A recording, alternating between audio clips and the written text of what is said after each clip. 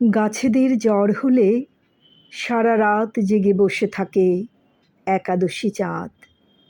একটার পর একটা পাল্টে দেয় শিশিরের জলপটি।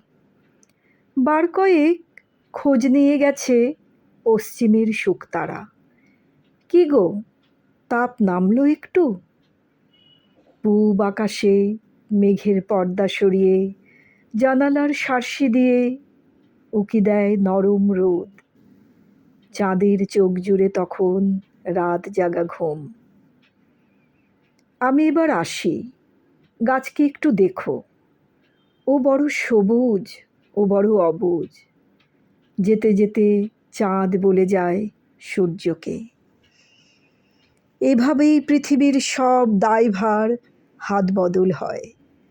দিনের পর দিন, মাসের পর মাস, বছর গড়িয়ে শতক সহস্রাব্দ। ঘুম ভাঙা পাখিরা এ বন থেকে সে বনে জানিয়ে দেয়, ওগো তোমরা শুনছো? গাছেদের জ্বর হয়েছে, গাছেদের অসুখ। দল বেঁধে ছুটে আসে সব পশুর দল। পাখিরা উড়ে আসে ভিন গায়ে থেকে।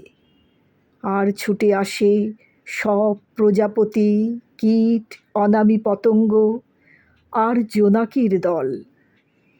ওরা ঘিরে থাকে গাছেদের। ওদের গাছেরা আজ বড় অসুস্থ। আস্তে আস্তে তাপ নেমে যায় গাছের সবুজ বাকল থেকে।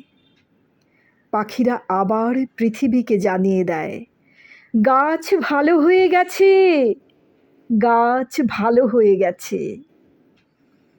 আবার গান ফিরে আসে, সুর ফিরে আসে, সুখ ফিরে আসে। আসলে গাছেদের জ্বর হলে অসুখ করে সারা পৃথিবীর।